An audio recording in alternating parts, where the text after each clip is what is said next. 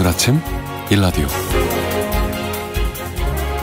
안녕하십니까. 오늘 아침 일라디오 진행의 아나운서 오승원입니다. 5월도 벌써 하순에 접어들었는데요. 올해는 감기, 독감이 유행하는 계절이 한참 지났는데도 병원에 이 환자가 끊이지 않는다고 합니다.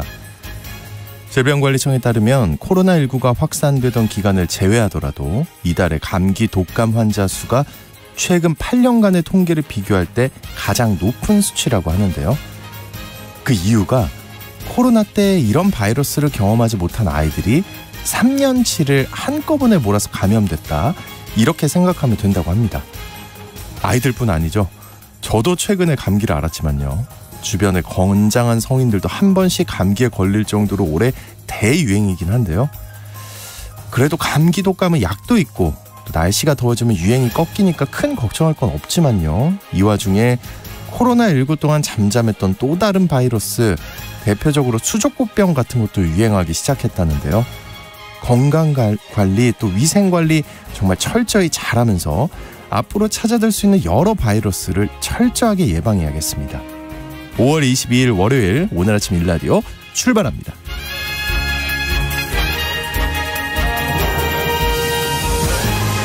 오늘 아침 일라디오, 이 시간은 물론 KBS 일라디오의 모든 프로그램은 유튜브 KBS 일라디오 공식 채널이나 모바일 콩 어플리케이션 통해 실시간으로 함께 하실 수 있습니다. KBS 일라디오 채널 구독과 좋아요, 댓글 많이 부탁드립니다.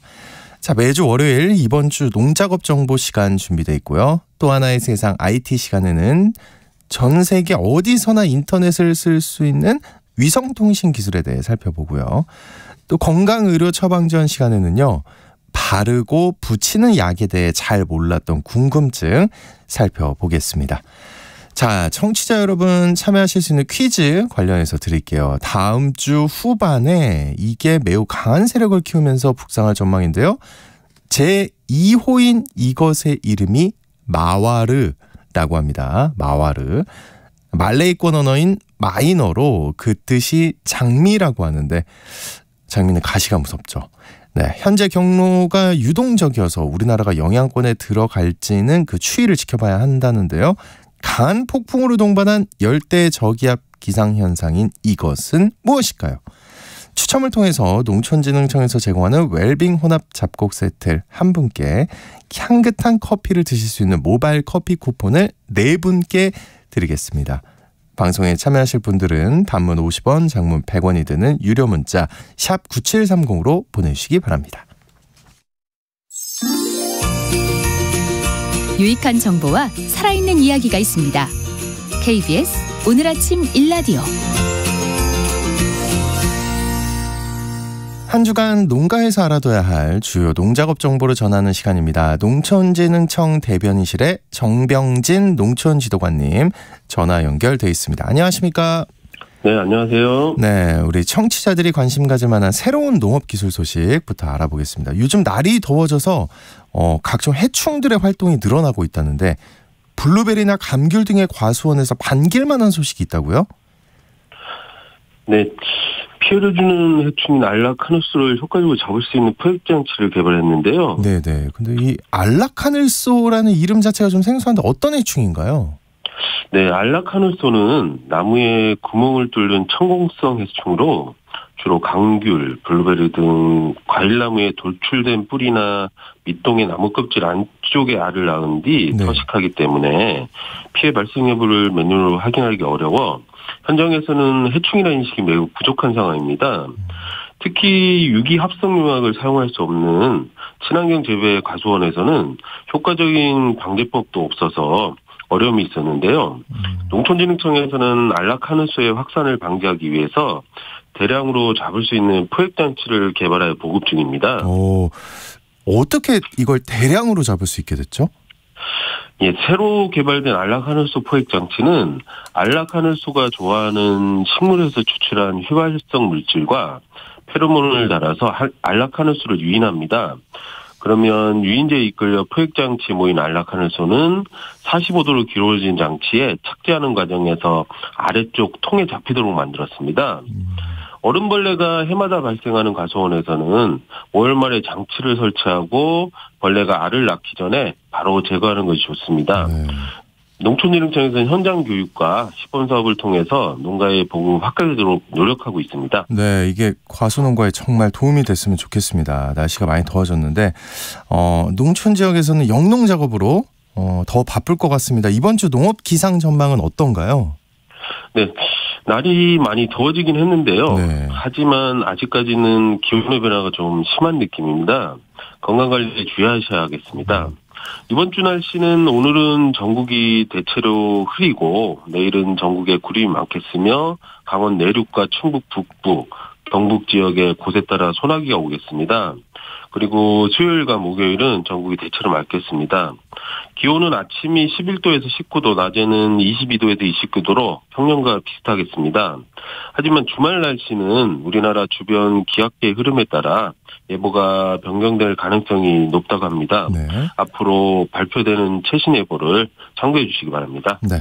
이번 주 농가에서 실천해야 할 주요 농작업 정보 알아보겠습니다. 먼저 벼농사에 대해서 알아보겠습니다. 이제 모내기가 많이 진행되고 있겠네요.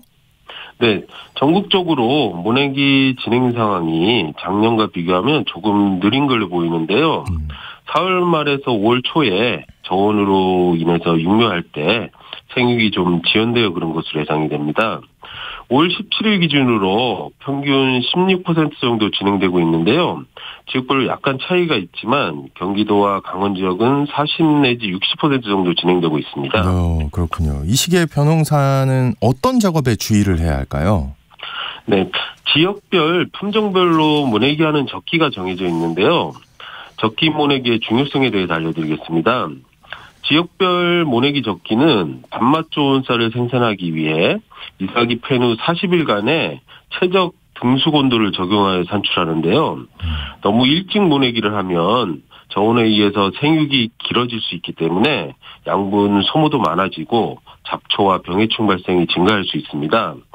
특히 고온 시기에 등숙이 되기 때문에 호흡량이 증가해서 벼의 양분 소모량도 많아지기 때문에 수량과 품질이 떨어지게 됩니다.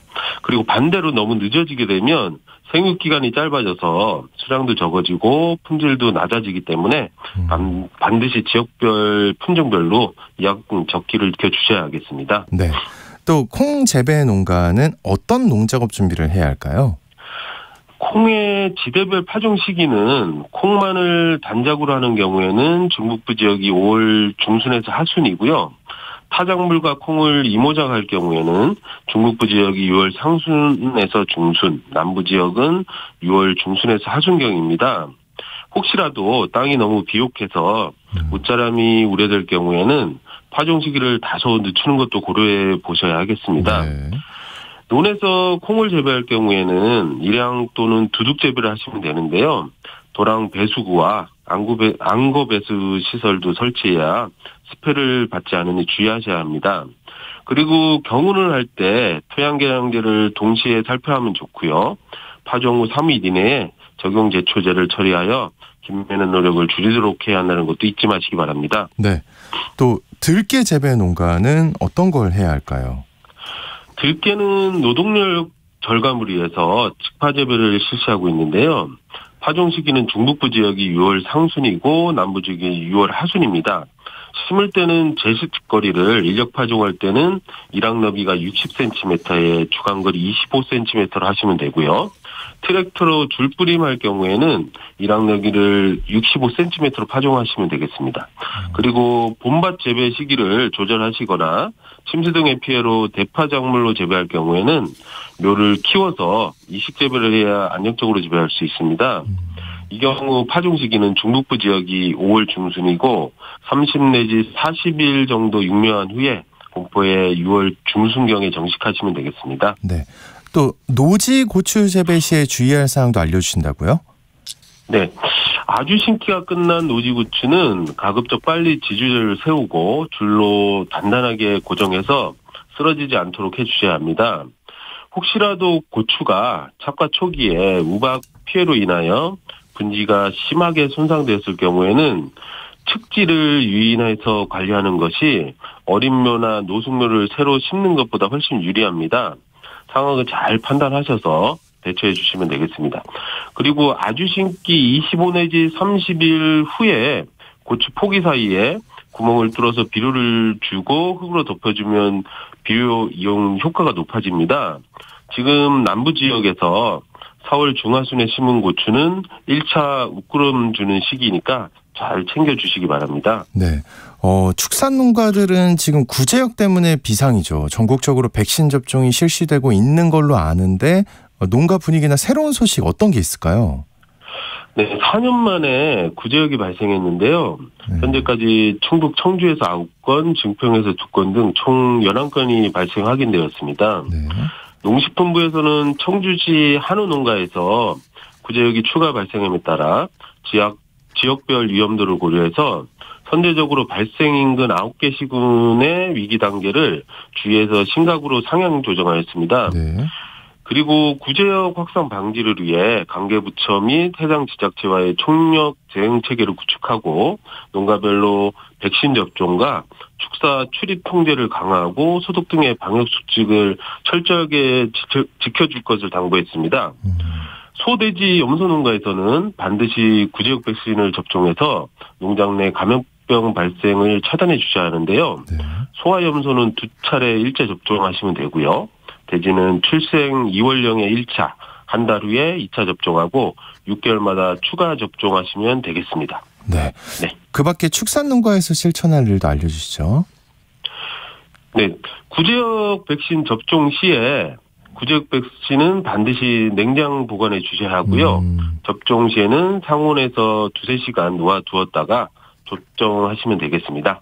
네, 알겠습니다. 이상입니다. 예, 이번 주 농협 정보 잘 들었습니다. 농촌진흥청 대변인실의 정병진 농촌지도관이었습니다. 오늘 고맙습니다.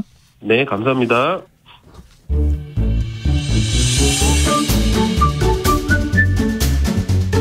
아침을 여는 기분 좋은 습관. KBS 오늘 아침 1라디오.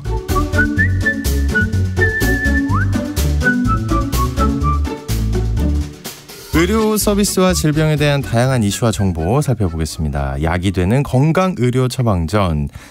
지난주에 먹는 약에 이어서 오늘은 피부에 바르고 붙이는 약에 대해 살펴보겠습니다. 박한슬 약사님 나오셨습니다. 안녕하십니까? 안녕하십니까? 그렇죠. 먹는 약도 있지만 피부에 바르고 붙이는 약의 종류도 참 많은데 이게 피부를 통해서 약을 흡수한다는 게 특별한 점이 있을까요? 먼저 이런 질문을 한번 드려보고 싶어요. 우리 몸에서 가장 큰 신체 기관이 어디일 것 같으세요? 어려워라. 너무 어려운 질문인가요? 뇌 아닐까요, 뇌? 네. 뇌도 굉장히 큰데 네. 이 내장 중에서 가장 큰 거는 간이라고 볼 수 있습니다. 아, 그래요? 간이 이제 우리 몸에서 가장 큰 혈액량도 가장 많고 그래서 그런 굉장히 중요한 기능을 하는 장기인데 사실 신체 기관으로 넓혔을 때 가장 큰 걸 차지하는 건 피부입니다. 아, 그렇죠. 네. 예. 우리 몸의 전신을 덮고 있으니까. 잠깐만요. 막 대장 이런 게 엄청 막 길다 그러지 않나요? 그래도 간이 제일 큽니다. 아, 그중에서 예, 알겠습니다. 간이 정말 큰. 네. 예. 그래서 이제 피부가 사실은 제일 큰데 피부가 생각보다 이 많은 기능을 수행하고 있어요. 우리 몸에서 이제 3가지 정도를 말씀드릴 수 있을 것 같은데 첫 번째는 보호 기능입니다. 그래서 당연히 뭐 물리적인 자극이라든지 뭐 아니면 뭐 상처 같은 걸 막아주는 그런 기능을 수행하는 건데 그 이제 세균 같은 감염을 막는 것도 굉장히 중요한 기능이거든요. 근데 원래 사람들이 이제 뭐 든자리는 몰라도 난자리는 안다 뭐 이런 얘기를 하잖아요. 그것처럼 피부가 있을 때는 뭐 중요한가 이렇게 생각을 하는데 이게 제일 적나라하게 드러나는 게 이제 화상 환자들. 그런 분들이 제일 위험한 게 감염 때문이거든요. 그래서 그런 것 때문에 이제 굳이 인공 피부 이식하고 다른 피부 이식해서라도 이제 그 감염이 안 생기게 관리할 수 있는 그런 걸 하는 거고 두 번째는 이제 체온 조절 기능이요. 이것도 뭐 당연하다면 당연한 건데 밖이랑 단열을 시켜주니까 피하 지방이 있어서 일단 기본적으로 이런 온도를 막아주는 것도 있고 이제 우리가 더울 때는 땀이 나잖아요. 그래서 땀이 나면 땀이 증발하면서 이제 체온을 좀 낮춰주는 그런 효과가 있고 세 번째는 이게 좀 되게 의외라고 할 수도 있는데 피부가 그 내분비 기능이라는 걸 합니다. 내분비 기능. 내분비라고 하면 좀 어려운 말이니까 이게 호르몬을 분비하고 조절하는 기능을 한다. 이런 얘기예요. 피부가요? 그렇죠. 이렇게 들으면 무슨 피부가 그러네. 그러니까요. 예. 그런데 사실은 비타민 D를 거기서 만들어요. 그렇죠. 비타민 D도 우리가 뼈나 이런 데서 굉장히 중요한 기능을 수행하는 일종의 호르몬이기 때문에 이제 햇빛 받으면 그렇게 쓰잖아요. 그래서 이런 굉장히 복합적인 기능을 수행하는 기관이기 때문에 피부가 구조가 되게 독특합니다. 그래서 바깥쪽 우리 기름종이 같은 거를 막 닦잖아요. 기름 많으신 분들은. 그래서 바깥쪽은 기름기가 좀 많은 층이에요. 그리고 그 안쪽은 물이 많거든요. 그러니까 이제 만약에 내가 피부를 통과하고 싶다 그러면은 바깥쪽에 있는 기름막을 한번 뚫을 정도로 그 기름이랑 친해야 되고 그다음에 안쪽에 있는 물층을 통과할 정도로 물에도 잘 녹아야 되는 그런 양면적인 성질을 지닌 약들이 필요한 거예요. 그러다 보니까 이런 걸 하는 피부에 쓰는 약을 만드는 게 굉장히 기술적으로 어려운 일이 되는 거죠. 아, 그렇군요. 야, 얘기 듣다 보니까 피부가 많은 기능을 수행하고 있는 것 같은데 그리고 또 구조 때문에 약 만들기가 쉽지 않고요. 저는 상처에 바르는 연고 같은 거 생각나거든요. 어떤 것들이 주로 있나요? 말씀하신 것처럼 연고가 제일 많고요. 특히나 이제 상처 났을 때 바르는 것들 이런 거는 가정에서 상비약으로 하나씩 가지고 계시니까 마침 이제 말씀 주신 김에 저번 주 방송에서 청취자분이 이런 질문을 남겨주셨어요. 이제 제가 방송 끝나고 나와서 답변을 못 드렸는데 저번 주에 유효기간 얘기를 말씀드렸더니 그러면 뭐 연고나 이런 거는 얼마나 둬도 되냐. 제가 먹는 약은 가급적이면 1년 지나면 무조건 버려달라 이렇게 말씀을 드렸는데 연고 같은 거는 이제 이것도 상황에 따라 좀 다른데 원칙만 말씀을 드릴게요. 연고 같은 거는 개봉 후에 6개월 정도 지나면 가급적이면 버려달라. 네, 한 6년 지난 거 있는데. 그러니까 이게 참 그런 게 닫아놨으니까 괜찮지 않냐. 그것도 괜찮으면 사실 사용해도 되긴 하는데 일단은 열었으면은 거기로 세균 같은 게 들어갔을 수가 있잖아요. 피부에 직접 펴 바르는 거니까. 네네. 그런데 아까 말씀드렸던 것처럼 피부는 바깥쪽이 기름지고 안쪽은 물이 있는데 그 기름진 거를 통과할 수 있도록 만들어지기 때문에 여기 기름이 좀 성분이 들어있어요. 그러면 산패라든지 좀 상하기가 쉬우니까 대신에 이제 항생제 연고 같은 것들은 그런 세균을 막는 성분이 들어있는 거잖아요. 그러니까 조금 더 오래 갈 수는 있다. 그래서 이거는 뭐 재량껏 하는 게 좋은데 가급적이면 이것도 개봉하고 그렇게 오래 두는 건 좋지 않다. 6년은 안 된다는 거죠. 그건 너무 긴 것 같네요. 알겠습니다. 네. 네, 크림도 근데 엄청 많잖아요. 네. 뭐 마취 크림, 진통제 로션 뭐 되게 많은 걸로 알고 있는데 이게 근데 우리가 일상적으로 접하는 거 보통 상처에 바르는 연고인데 이게 어떻게 구분이 돼야 되는 건지 궁금했거든요. 어떨 때 뭘 발라야 하는 겁니까? 이게 참 상처를 관리하는데 보통 연고를 제일 많이 생각을 하시는데 그보다 더 중요한 거는 소독을 하는 겁니다. 소독. 이제 약국 같은 데 가도 정말 다양한 종류의 예전에 뭐 그 갈색약 이런 것도 요오드 같은 것도 발라보셨을 거고. 빨간 약. 맞습니다. 예. 그리고 뭐 다른 투명한 그런 알코올이라든지 이런 종류의 이런 다양한 소독약들이 있는데 우리가 항생제가 들어있는 연고를 사용한다면 이거는 세균이 그 상처를 감염시키고 이런 걸 막으려는 목적이잖아요. 그런데 일단 세균 덩어리들을 그대로 두고 난 다음에 거기 항생제를 바르면 이거는 효과를 보기 힘들죠.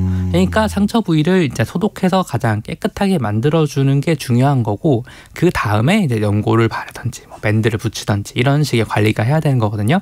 그래서 꼭 소독제를 먼저 써주시는 게 좋고 우리가 상처에 일단 소독을 했다는 거 다음에 연고를 바르는 건 보통 2가지 정도입니다. 하나는 이제 피부가 회복되는 걸 좀 도와주는 그런 성분이 들어있는 종류가 있고 다른 하나는 이제 그 항생제 성분이 조금 들어있어가지고 덧나지 않도록 감염 때문에 그런 성분이 있는 건데 우리나라에서 제일 흔히 쓰는 2가지가 마침 딱 2가지를 대표해요. 근데 어떤 연구가 머릿속에 떠오르실 수도 있는데 그거는 제가 의도한 게 아니고 제품은 말하지 않은 거니까 그냥 우연히 그냥 그렇게 성분이 난 거다 생각하시면 될 것 같아요. 첫 번째는 이제 우리나라 제일 많이 쓰는 연고가 이제 항생제 연고입니다. 제품 이름은 말하기 그렇지만 여기 들어있는 항생제 성분이 후시드산이라는 성분이에요. 네. 성분 이름이요? 네, 성분 이름이 그렇습니다. 그런 거였구나. 네. 네네네. 근데 이게 그 우리나라 제품 같지만 사실은 덴마크에서 만든 거예요. 그거를 수입해서 이렇게 하는 건데 이거는 그 상처를 우리가 소독하고 나서는 굳이 사실 꼭 발라줘야 되는 거 아니에요. 항생제 성분이 들어있으니까. 그러니까 사실 제일 먼저 소독만 잘하면 사실 우리 몸의 피부에 자연적인 보호 기능이 있기 때문에 아주 큰 상처가 아니면 괜찮거든요. 그런데 이제 깨끗한 물이 없다든지 아니 야외에서 뭐 축구 같은 거 하다가 뭐 무릎 까지고 이러면 되게 당장 씻을 데도 없고 그렇잖아요. 그런 경우는 일단 항생제를 먼저 우선적으로 좀 고려하시는 게 좋다. 이렇게 말씀드릴 수 있을 것 같고 두 번째는 이제 피부나 재생 회복을 좀 도와주는 성분. 요것도 이름을 얘기하기 그렇지만 이제 새살이 솔솔 돋는다 뭐 이런 그런 것들 기억이 나실 거예요. 기억이 솔솔 나네요. 네, 예. 그 제품이 우리나라에서는 연고 중에 두 번째로 많이 팔리는 제품인데 그거는 이것도 우리나라 것 같지만 사실은 독일 겁니다. 아하. 네, 독일에서 이 병풀이라고 하는 그런 약초 성분이 있습니다. 약초에서 추출물을 가지고 만든 건데 이게 약간의 염증도 좀 줄여주고 피부 재생도 좀 도와주더라. 그래서 이 성분이 포함된 약을 이제 그 제품이 독점적으로 만드는 거죠. 그런데 이것도 사실 막 피부나 이런 보통 뭐 어디 뭐 팔이라든지 뭐 허벅지 이런데 뭐 발에 있다 그러면 그렇게 상처가 신경 쓰이진 않잖아요. 그런데 뭐 얼굴 같은데 그러면 좀 그럴 수 있으니까 그런 데는 웬만하면 뭐 청결하게 유지만 된다면 그런 상처 재생 돕는 연고들이 훨씬 더 좋지 않을까 그렇게 생각을 합니다. 와, 충격적인데요. 수입한 거? 네. 전 우리가 한 60년 전에 전통적으로 만든 건 줄 알았는데 근데 듣다 보니까 갑자기 궁금해집니다. 이게 약사님 피부에 붙이는 약간 파스 이런 거 있잖아요. 이것도 피부로 약이 흡수되는 거죠? 네, 되게 정확한 말씀을 해주셨는데 네. 이제 연고나 크림 같이 이제 피부에 바르는 거 말고도 파스 같은 제품들이 정확하게 그 피부를 통해서 흡수되는 약인데요. 이게 보통은 이제 편하게 파스라고 표현을 하지만 이제 원론적으로 이제 의학적으로는 그걸 패치제라고 합니다. 이런저런 뭐뭐 패치 이렇게 부르는데 이제 보통은 파스 같은 진통제들이 맞지만 다른 사용처들이 좀 있어요. 예를 들어서 여성분들이 이제 폐경 후에는 갱년기 증상을 되게 강하게 겪는 분들이 계시잖아요. 이제 그러면은 이런 증상을 좀 완화해 주려고 그러니까 여성 호르몬이 갑자기 확 떨어지니까 이걸 조금씩 떨어지게 약간씩 보충을 해주자 이런 식으로 접근하는 게 호르몬 대체요법이란 거거든요. 근데 이거를 약을 계속 먹기도 좀 그러니까 이제 외국에서는 그렇게 패치를 붙이는 경우가 있어요. 여성 호르몬 패치. 남성분들도 만약에 뭐 어떤 고환 쪽에 문제가 생겼다든지 이런 경우는 남성 호르몬 패치를 붙이기도 하고요. 네, 그런 식으로 호르몬 패치들도 있고 네. 이제 일상에서 조금 더 쉽게 접할 수 있는 그런 패치는 니코틴 패치죠.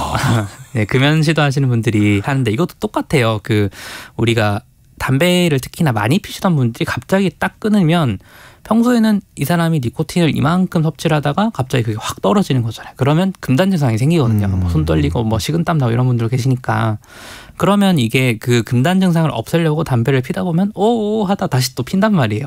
그래서 이거를 좀 완화해 주자. 그래서 저농도로 니코틴을 좀 넣어주면 그런 그 담배를 끊는 데 도움이 되니까 니코틴 패치를 쓰는데 이게 잘 생각해보면요. 저희가 니코틴 패치 팔뚝 같은 데 보통 많이 붙이거든요. 네. 근데 이게 팔뚝에만 니코틴을 주려는 게 아니잖아요. 그렇죠. 그렇죠. 네. 팔뚝에 붙인다고 팔뚝이 니코틴 느낀다고 뭐 그렇죠. 좋은 건 아니니까. 네. 그런 것처럼 사실은 패치제는 이 부착한 부위에만 뭘 주는 게 아니고 전신에 작용을 하는 거예요. 그렇게 생각하면 좀 이상한 게 파스 있죠. 파스도 그러니까 저희가 아픈 부위에 꼭 붙이지 않아도 되는 거예요. 니코틴 패치랑 똑같이. 너무 충격인데요? 그렇죠. 근데 네. 이게 광고 같은데 예를 들어 뭐 관절염 광고 이런 거 하면은 무릎에 붙이면 뭔가 뼈로 막 투과가 되는 이런 느낌이 나는데 그건 아니에요. 그게 아니고 이거 속았네요 또. 그냥 그런 느낌을 좀 주는 거고. 잠깐만, 그럼 허벅지가 아파, 허벅지 근육통 때문에 파스를 허벅지 안 붙이고 엉덩이 같은 데 붙여도 된다는 거예요? 그거는 조금 차이가 있을 수 있는 게 이제 너무 민감한 피부에 붙이면 자극이 심할 수 있어요. 얇은 피부 같은데. 그래서 뭐 등 아픈데 얼굴에 붙이면 얼굴이 너무 따갑겠죠. 그런 거는 있으니까. 에이, 네. 선생님 어떻게 또 등인데 얼굴에 붙일까요? 그래서 막 등에 혼자 뭐 붙이려고 끙끙대는 것보다는 차라리 뭐 허벅지라든지 팔뚝에 붙여도 사실 그만큼 효과는 볼 수 있다. 그런 거죠. 야, 신기합니다. 이거 진짜 몰랐는데. 이게 사실 등에 파스 붙일 때 혼자 사는 그 서러움을 느끼거든요. 이걸 굳이 얘기하라고 하셨나요? 정말 처음 알았습니다. 근데 이게 파스도 종류가 있잖아요. 쿨파스, 핫파스. 그럼 이런 거는 어떻게 골라서 붙여야 하나요? 이게 그 약사님들 중에서 조금 잘못 말씀하시는 분들이 계셔서 좀 바로 잡을까 하는데요. 네네. 이게 찜질이 있잖아요. 냉찜질, 온찜질이 있잖아요. 네. 그거랑 비슷한 거 아닐까 생각하시는데 사실은 다릅니다. 냉찜질은 갑자기 막 삐던지 아니 갑자기 급작스러운 통증에 많이들 하는 거고 온찜질은 근육통이나 만성 통증에들 많이 하시는 건데 쿨파스랑 핫파스는 그거랑 전혀 관련이 없어요. 쿨파스는 이제 멘톨이나 캠퍼라고 하는 그런 시원하게 느끼는 성분이 있는 거거든요. 그래서 이제 우리 보통 구강청결제 중에 먹으면 되게 입이 개운해지는 것 같은 느낌이 드는 그런 제품들이 있죠. 사탕 같은 거. 거기 들어간 게 멘톨이거든요. 네. 그것처럼 피부가 그냥 시원해지는 느낌인지 실제로 온도가 내려가지는 않아요. 근데 대신 통증조절에 조금 도움이 된다. 그리고 핫파스도 마찬가지인 게 핫파스가 무슨 열을 내는 게 아니고 거기 사실 캡사이신과 비슷한 성분들이 들어있거든요. 네네. 그러니까 매운맛. 네. 그러니까 그 매운 것처럼 혀가 화끈화끈하듯이 피부에 붙이면은 거기가 그렇게 화끈화끈하는 거죠. 근데 그게 그냥 기분만 내는 게 아니고 그 캡사이신을 이렇게 넣어주면은 피부에서 느껴지는 통증 같은 게 좀 완화가 되더라. 이런 게 밝혀져 있어서 그걸 좀 배합을 해서 하는 거죠. 야, 이거 대단한 기술이 들어가 있었네요. 네. 근데 청취자분 우리 윤미숙님이 질문을 보내주셨는데요. 상처난 부위를 식염수로 씻어도 되나요? 하고 보내주셨어요. 식염수로 씻으면 가장 좋습니다. 그래요? 물보다 더 좋은 거예요? 왜냐하면 그냥 물은 저희가 그 체내 농도보다 많이 묽은 농도이기 때문에 그러면 따가워요, 굉장히. 근데 식염수 같은 거를 해주면 이제 우리 피와 농도가 비슷하기 때문에 특별히 물이 상처에서 빠져나가지도 않고 이제 집에 깨끗한 식염수가 있다면 그걸로 씻어주면 제일 좋습니다. 제일 좋다고 합니다, 미숙님. 약사님께 꼭 이거 물어보고 싶어요. 그러면은 피부를 통해서 약을 전달하는 새로운 신기술, 이런 획기적인 거 혹시 있을까요? 네, 있습니다. 오. 이제 마이크로 니들이라는 건데요. 네. 이제 우리말로 번역하면 뭐 미세 바늘 기술 뭐 이렇게 생각할 수 있을 것 같은데 뭐냐면 피부가 두겨부에 기름층, 물층이 있으니까 이걸 뚫기가 어렵잖아요. 그러면 그냥 바늘 얇은 거 아주 미세한 바늘로 기름층은 통과하고 바로 물층에 약을 넣어주자 이런 건데 아니 무슨 패치에 그렇게까지 해 이렇게 생각할 수가 있어요. 이거를 근데 개발도상국에서 백신 접종할 때 적용을 하려고 하거든요.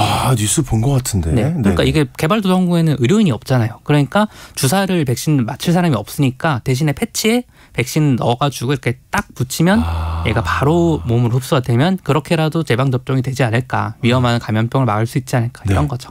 와, 신기합니다. 네, 오늘 건강의료 처방전 바르고 붙이는 약에 대해서 새롭게 알게 된 사실들 많이 들어봤습니다. 아주 유익합니다. 오늘 박한슬 약사님과 함께했습니다. 고맙습니다. 감사합니다.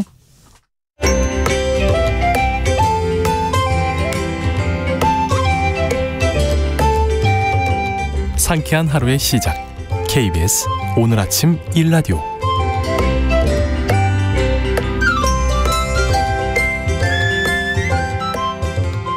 네, 우리가 반드시 알아야 할 또 하나의 세상 IT 시간입니다. 이제 인터넷이 안 되는 세상은 상상조차 안 되는데요. 전쟁으로 통신시설이 파괴된 우크라이나에서도 인터넷을 할 수 있는 세상이 됐다고 합니다. 이와 관련한 서비스가 우리나라에도 연내에 들어온다는 소식이 있는데요. 히든 브레인 연구소의 송태민 소장님과 함께하겠습니다. 안녕하십니까? 네, 안녕하세요. 근데 그 인터넷 하려면 기지국 세우고 막 통신 설비 깔려야 될 텐데 이게 우크라이나 같이 약간 좀 많이 파괴되고 전시 상황인 나라에서도 인터넷 사용에 문제가 없다는 거잖아요. 네, 맞습니다. 어떻게 가능한가요? 네, 일단은 뭐 테슬라 CEO 일론 머스크가 또 새로운 일을 또 벌였는데요. 네. 이 사람이 만든 이제 스페이스 X라는 회사가 있습니다. 여기서 위성통신 서비스인 스타링크가 있는데요. 보통 기지국이라고 하면은 지상에 기지국을 설치하잖아요. 네. 이는 이제 보통 땅이 있어야지만 사실상 가능하고 해당 기지국이 또 고장나면은 서비스를 위해서 또 다시 재설치라든지 혹은 이제 어쨌든 복구를 해야 되는데 이런 땅에다 설치하는 거 필요 없이 위성을 이용해서 서비스를 한다. 인터넷 서비스를 한다라고 생각을 하면 될 것 같습니다. 네. 기존의 위성 통신들은 약 이제 35,000km에 이제 위치되어 있는 이런 이제 위성들이 있었어요. 근데 얘네들 위성을 이용하게 된다면 굉장히 이제 느린 속도의 서비스를 이용했어야 되는데 이 스타링크 같은 경우는 고도가 약 550km에 떠 있어가지고서 한마디로 서비스가 약간은 좀 더 빨라졌다라고 보면은 될 것 같습니다. 네, 덕분에 이제 전쟁 지역인 이런 우크라이나는 물론이고 통신이나 설비가 부족한 이제 아프리카 지역이라든지 한마디로 전 세계 다 가능한 부분이 좀 있을 것 같습니다. 네네. 지난 이제 20일 날 100년 만에 최악의 홍수라고 발생한 이제 이탈리아 지역에 이제 홍수가 있었잖아요. 네. 이 부분에서도 현재 스타링크가 서비스를 진행한다고 또 얘기를 했습니다. 야, 그러면은 바다 위 네. 기지국 없잖아요. 바다. 네. 그러니까 막 바다 한가운데 이런 느낌이요. 그죠. 거기서도 가능해요? 네, 충분히 가능합니다. 와. 이게 전 세계 어디든지 이제 가능하다는 건데요. 네, 가까운 미래에는 정말 스마트폰 하나만 들고 있으면은 전 세계 어디서든지 인터넷 되고 뭐 전화도 되는 이런 세계가 세상에 올 겁니다. 네. 굉장히 획기적이고 약간 놀라울 수밖에 없는데요.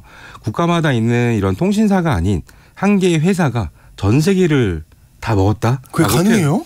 네, 근데 지금 현재 가능한 부분이 예. 나온 거죠 이미. 예. 그래서 지구가 얼마나 큰데 이 위성이 우리 지구에 대체 얼마나 많이 있을까 그러니까요. 궁금하잖아요. 예, 예. 몇 개나 있을 것 같아요 위성이? 근데 이 정도 서비스가 되려면은 100개?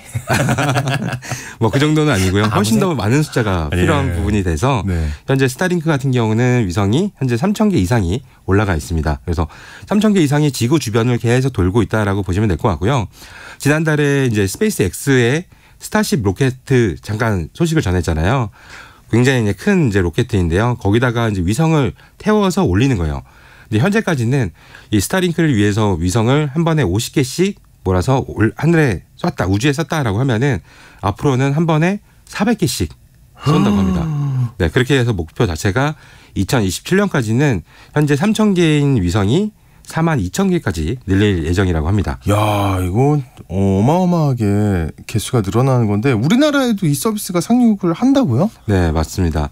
스타링크는 이제 2020년에 12월 달에 네. 북미 지역을 시작으로 이제 서비스를 시작했어요. 현재까지는 가입국이 50개 정도, 그다음에 이용자는 100만 명이 이릅니다. 네. 생각보다 굉장히 많죠. 그렇죠, 네. 그렇죠. 네, 한국에서 아직 이제 서비스를 하지 않고 있는데요. 지난 12일 날 기간통신 사업자 등록을 이제 마쳤다고 해요. 그렇기 때문에 앞으로는 이제 연내에 서비스가 아마 도입을 하지 않을까라고 생각이 드는데 이 서비스를 이용하는데 그냥 스마트폰으로 되진 않아요. 네, 이걸 위해서 별도의 안테나 키트가 있어야 됩니다. 그래서 얘를 별도로 사야 되는데 우리 돈으로 약 80만 원 정도가 넘고요. 아이고. 네, 그다음에 해당 서비스를 이용하려면은 월 이용료도 11만 원 정도로 굉장히 약간 비쌉니다. 네. 근데 속도는 과연 빠를까? 네. 빨라야죠. 5G보다는 상당히 느려서 절반 이하로 느린다고 해요. 그래서 사실은 이제 일반인들이 사용하기에는 약간 좀 쉽지 않을 것 같다. 절대 안 쓸 것 같은데. 맞아요.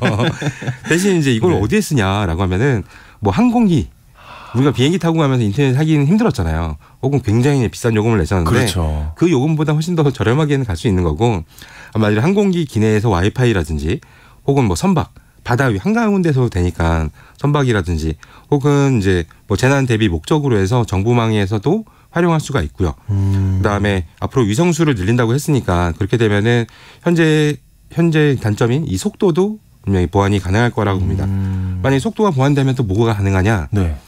앞으로 얘기하는 5G 다음은 6G? 네, 6G 맞아요. 그래요? 네. 찍었는데. 3G, 4G, 네. 5G, 그다음에 6G, 네. 6이죠. 네. 숫자 6이다 보니까 좀 더 뭔가 다른 점이 있어야 되잖아요. 그래서 위성을 통해서 앞으로는 서비스가 많이 진행될 거라서 이렇게 되면은 음영 지역이라는 게 존재하지 않는 거고 더 많은 속도가 있다라고 하면은 미래에 이제 자율주행이라든지 도심 항공교통 등에서도 충분하게 쓸 수 있는 이런 부분이 있습니다. 제가 실제로 이게 됐으면 좋을 것 같은 게 제가 실제로 그 멕시코의 바다 한가운데 나간 적이 있거든요. 아무것도 안 되거든요. 네. 와, 이게 있었다면 진짜 괜찮겠다는 생각이 드는데 네. 어쨌든 위성통신을 이용하는 거는 전 세계 어디서든 가능하다는 장점이 있는 건데 네. 단점은 뭐 확실히 속도와 가격이겠네요. 그렇죠? 맞습니다. 네. 그런데 사실 문제는 사실 더 있는데요. 네. 단말기 부분이 아까 별도의 80만 원짜리를 안테나를 설치해야 된다고 했어요. 근데 그런 것들이 약간 허들이 있죠.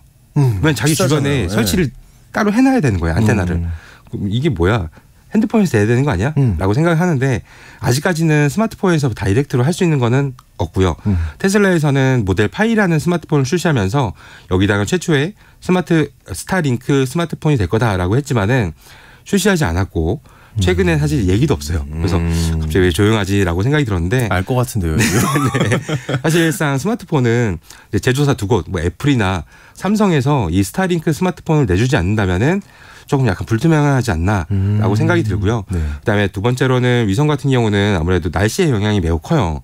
뭐 GPS도 마찬가지고 이런 위성 방송을 또 보는 사람들도 많이 느꼈을 거잖아요. 네. 그래서 과거에부터 뭐 먹구름이 끼거나 눈이 많이 오거나 비가 많이 오면은 TV가 잘 안 나오는 것처럼 얘도 역시 동일한 부분이 있을 것 같습니다. 마지막으로는 이제 우주 쓰레기에 대한 문제가 있어요. 이 하늘에 아까 인공위성을 촘촘하게 쌓았다고 그랬잖아요. 그러니까요. 근데 이 인공위성도 수명이 있는 거 아세요? 수명이 당연히 몰랐죠. 짧습니다. 5년밖에 안 돼요. 그럼 5년 뒤에는 벌써 3,000개가 올라가잖아요. 네. 그럼 몇만 개 올린다면서요? 맞아요. 4만 개를 올린다고 했는데 걔를 그러면은 계속 4만 개가 띄워 있으려면은 5년마다는 계속 띄워야 되는 거고 그럼 떠 있는 그거는 전부 다 쓰레기가 될 수밖에 없잖아요. 근데 아직 그거에 대해서 어떻게 처리할 거다라는 방안은 명확하게 나와 있지는 않습니다. 아, 말도 없고요. 말은 있죠. 아. 얘를 이제 뭐 지구로 떨어뜨려서 태우겠다라는 네? 부분이 있는데 네. 뭐 안정적으로 아직까지는 완벽하다라고 얘기는 할 수 없기 때문에 약간 불안한 요소가 분명히 있습니다. 네. 아직 해결해야 될 게 많긴 하네요. 근데 국내에서 만약에 서비스를 시작한다면 국내 통신 3사가 있잖아요. 네. 이 독과점 구조가 만약에 된다면 네. 바뀔 수도 있겠네요. 네, 충분하게 그럴 수도 있을 것 같아요. 사실 이제 스타링크 코리아 이 회사 같은 경우는 지난 이제 올해 1월 달에 이미 이제 과기부에다가 기간통신 사업자를 등록을 신청한 거고요. 지난 12일 달에는 등록이 완료가 된 거죠. 그래서 이제 앞으로는 3사랑 같이 이제 전쟁이 일어날 수밖에 없는 부분이 분명히 존재하는데, 과연 이제 국내에다가 서비스를 어떻게 런칭을 할까? 이걸 고민을 아마 그들도 많이 했겠지만은 저도 한번 나름 전문가로서 고민을 해봤어요. 네. 제가 또 통신사 출신입니다. 네. 네, 그래서 해보니, 과연 통신사가 이들하고 같이 손을 잡고 갈 수 있나? 사실 그건 힘들 것 같아요. 하지만은 스타링크 같은 경우는 현재 당장 일반 국민한테 서비스를 할 수 없기 때문에 서비스를 할 목적이라면은 무조건 통신 3사랑 손을 잡고서 같이 진행하는 구조로 가야 되지만은 추후에는 결과적으로는 스타링크는 이 우리나라의 3사랑 서로 경쟁 관계가 있을 수밖에 없어요. 네, 그래서 현재 자체는 근데 국내 3사는 또 통신 서비스가 없고, 그러니까 위성 서비스가 없고 네. 하다 보니까 이 둘의 과연 콜라보레이션은 어떻게 일어날지 좀 지켜봐야 될 것 같습니다. 쉽지 않을 것 같은데. 그러면 국내에서 스타링크는 어떤 전략으로 일단 시작은 해야 되잖아요. 네. 어떤 전략으로 서비스를 시작할 것 같은가요? 네, 일단은 좀 전에 간단히 설명드렸지만은 처음부터 굳이 경쟁을 하지는 않을 것 같아요. 이에 따라서 통신사가 스타링크와 협력해서 윈윈한다는 이런 방법들을 많이 찾을 것 같은데요. 현재 이제 미국 얘기를 잠깐 해볼게요. 네. 미국 같은 경우는 재작년부터 해가지고서 뭐 티모바일 혹은 AT&T 이런 유명한 이제 미국에 있는 통신사랑 같이 손을 잡고서 서비스를 진행을 이제 준비를 하고 있었어요. 그래서 앞으로 이제 진행을 해서 지상에 있는 뭐 통신 기기로, 네. 그다음에 위에서는 위성 모바일로 해가지고서 이제 활용을 하겠다라고 했는데 또 지난 AT&T에서 거부를 하는 이런 그래요? 부분이 또 생겼습니다. 네네네. 네, 거부를 어떻게 했냐면요. 네.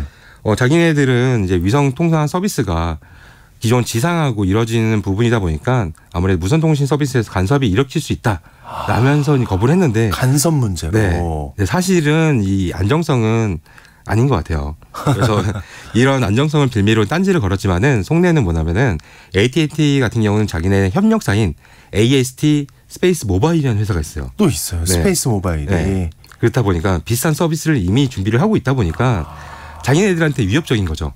그래서 이 스타링크랑은 같이 하겠다라고 처음에는 얘기는 했지만은 결론적으로는 지금 현재는 따로 가는 구조로 되어 있습니다. 그래서 아마 국내 3사랑도 같이 간다고 하면은 초반에는 같이 하는 모양새이겠지만은 결과적으로는 따로 가는 전략으로 아마 진행을 하지 않을까 싶습니다.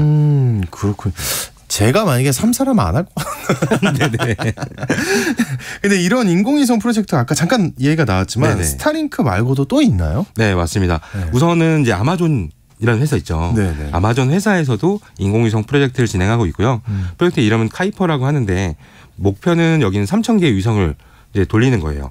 그런데 이제 아직까지는 좀 힘든 부분들이 존재하는 거고, 다른 회사 같은 경우도 중국이 있습니다. 네, 중국 같은 경우는 역시 이제 아직까지는 서비스를 진행하고 있지는 않지만은 현재 많이 몇천 개가 이미 돌아가고 있는 상황이 좀 될 것 같고요. 영국에서도 현재 위성통신 서비스를 또 진행하고 있고, 이렇게 이제 사실 걱정되는 거는 몇천 개, 몇만 개씩 계속 위에 올리잖아요. 그럼 자리 싸움이 우주에서도 좀 있지 않을까. 네, 장난 아닐 것 같은데요, 네, 느낌에. 맞습니다. 네네네. 근데 혹시 국내에서도 통신 3사가 우리도 네. 이게 아니면은 뭐 다른 회사라도 국내에서 혹시 준비하고 있는 게 있을까요? 이런 서비스? 네, 있습니다. 있어요. 네. 한국에서는 이제 하나 시스템이 기간통신 사업자 등록을 이미 추진을 하고 있어요. 그래서 한국판 스타링크다라고 하는데 아까 얘기했던 영국의 이제 회사, 그 회사랑 같이 자기가 투자를 해가지고서 서비스를 진행하려고 준비를 하고 있습니다. 네. 앞으로 그러면 이런 위성통신 서비스 회사들의 전망은 어떻게 보시나요? 네. 앞으로는 이제 통신 3사랑 계속 경쟁 구도가 갈 수밖에 없어요. 그래서 최대한 한국의 회사들도 뺏기지 않도록 윈윈하는 구조를 처음에는 좀 잘 잡으면서 스스로 우리나라도 위성 통신을 만들기는 이미 좀 늦은 것 같아요. 아, 그래요? 냉정하시네요. 네, 이미 늦은 것 같고 이미 네. 잘하고 있는 회사들한테 투자를 해서 네. 같이 갈 수 있는 이런 구조를 만드는 게 훨씬 더 좋을 것 같다라고 생각이 듭니다. 그렇군요. 근데 만약에 이게 우리나라에 들어왔어요. 네. 그러면은 서울이나 경기도권에서는 많이 안 쓸 것 같은데 네. 어디서 좀 많이 쓸까요? 이거는 생각해보면. 아까 초반에 얘기했지만은 네. 앞으로 이제 6G가 되면서 최대한 이제 많은 음영이 아예 없는 지역을 만드는 게 목적이고 이를 통해 가지고서 자율주행이라든지 뭐 선박이라든지 기존에 불가능했던 부분에서 가능하게끔 하는 게 큰 이제 목적이 될 거다라고 얘기를 할 수 있습니다. 네, 알겠습니다. 오늘 또 하나의 세상 IT 스타링크의 서비스 확대와 그 업계의 경쟁 우리 삶과 산업에 또 어떤 변화를 가져올 수 있겠다는 얘기 나눠봤습니다. 히든브레인 연구소의 송태민 소장님과 함께했습니다. 오늘 고맙습니다. 감사합니다. 네, 0505님 정답 태풍 매일 아침마다 청취하면서 일과를 시작합니다. 제발 태풍이 피해가기를 바랍니다 하고 보내셨는데요. 우리 모두의 마음이 아닌가 싶습니다. 오늘 월요일입니다. 한 주의 시작이고요. 네, 기분 좋게 시작하시길 바라고요. 정말 태풍 안 왔으면 좋겠습니다. 네, 오늘 하루 즐겁게 보내시고 전 내일 다시 돌아오겠습니다. 안녕히 계세요.